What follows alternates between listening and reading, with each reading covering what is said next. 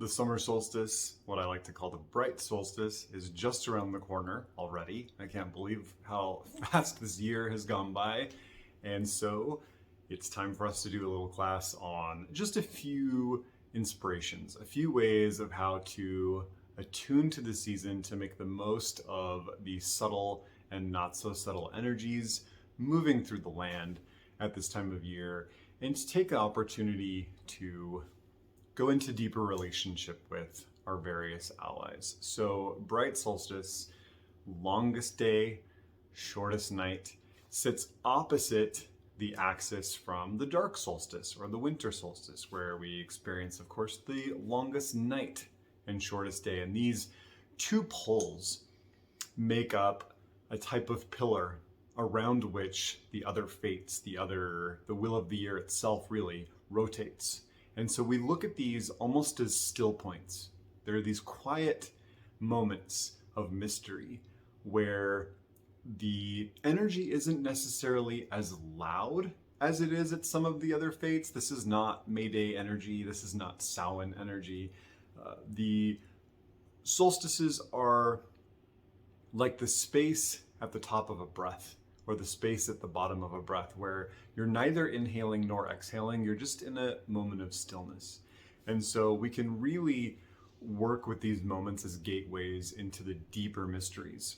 Now, if you were able to watch the class on how I celebrate the dark solstice, you'll know that we do a 3-day ritual over that time. And that 3-day ritual is very much about showing up for the mysteries, embracing all that we don't know, trying to find power and purpose in living in a world filled with people and not having all the answers, to really cultivating a sense of wonder, which is very important in this work, that we decondition our minds and our hearts from walking around feeling like we're exceptional beings and feeling like we have all the answers and we know everything, that we're the most important people in the room. These solstice festivals for me are really about getting back in touch with the fact that I'm just part of. And there's more that I don't know than I do know.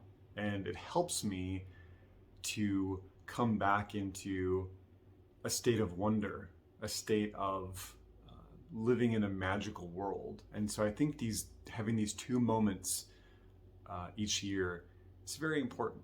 So what are we going to do to celebrate?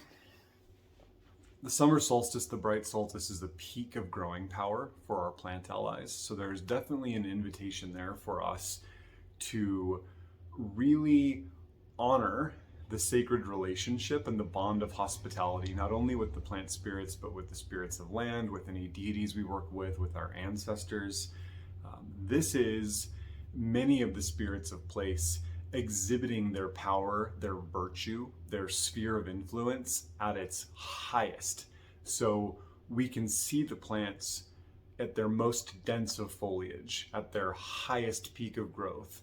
We can experience the movement of energy in the land, the way that even the animals and insects and birds are moving, kind of hits this peak at this time of year. And it reminds us just how much goes into making the world that we live in what it is. You know, that the wholeness of things is really just a web of infinite relationships. All of these different beings doing what they do is what creates the fullness of things. And so that's a really, I think, a very powerful meditation, something to remember and to carry in our hearts as we go.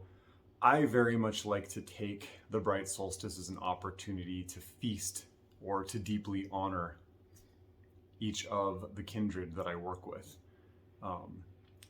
to really acknowledge how they're showing up for me, to really be aware of all they're giving, and to preemptively express some gratitude for the next fate around the corner, which is, we enter into the harvest season. So this is very important. And the way that I do that is sort of a reverse ritual to how I honor the dark solstice.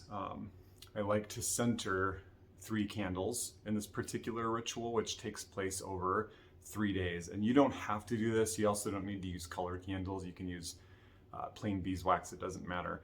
But each of these candles is aligned to one of the days of this particular festival. And so the day before the actual solstice, the day before the bright solstice, I work with a green candle. And this is in reverse order to how I do the dark solstice. So now we're at the peak of life, of growth, of verdant energy. And with this green candle, I honor all of the plant spirits, the spirits of land, the deities, all those who usher and traffic and channel life into the world. And so on that day, I pay extra attention to them, extra adoration, prayers, offerings, spending more time with them, sitting outside more, moving through my garden and offering incense to each of the plants in turn, feasting any of the trees who give me shelter or food or medicine, and really just taking that day as sort of a feast day for the spirits of place, for the spirits of nature. And then the next day, on proper summer solstice, I work the black candle, which is mystery, unknown. And on this particular day, I like to spend as much time quiet and alone as I can, really embracing the deep mysteries. Again, the fact that what we know and what we control is minute, really leaning into how much is going on and how big all of this is, and really finding comfort in that, trying to step out of that place we've been conditioned where we only find comfort in what we can control, what we can manipulate, what we know from every angle, and instead finding comfort in the wildness of things, that there are mysteries that we'll never understand until we understand them. One of those mysteries being death. So this can be a day that brings up a lot of feelings for people, a lot of fears, a lot of questions, and I think that's an important part of this work. This is doing darker shadow work at the brightest time of the year, and that's an interesting duality to work. So that invitation is there, and it always takes me to a really interesting place. And then the day after solstice proper, I work the red candle, which of course represents the mighty dead and death itself.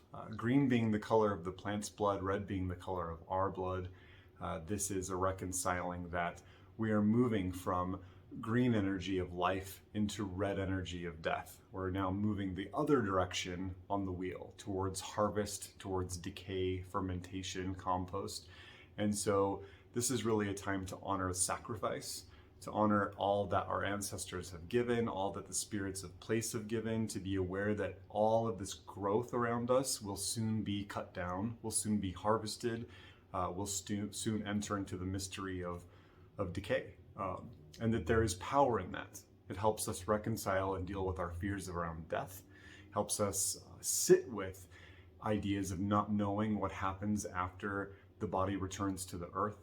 And it's an invitation for us to really meditate on the fact that all that we turn into the soil every autumn comes back in the spring, and to find a great deal of power in that. So 3 candles to represent 3 nights. And again, make it personal. I really like to take this opportunity to take those 3 days to really lean into the mysteries, to really acknowledge all that's been given to me, to feast the spirits, to turn it into an event. Decorate your shrine or altar with lots and lots of flowers and leaves, lots of extra libations, some special offerings that maybe you reserve for this time of year, and align yourself to what's happening. And when we do this, we really find that the next half of the year leading towards the dark solstice, things are different. We're approaching it like-hearted, and that's why we do these fates. That's why we do these festivals, to align to these rhythms of nature, of which we are very much a part.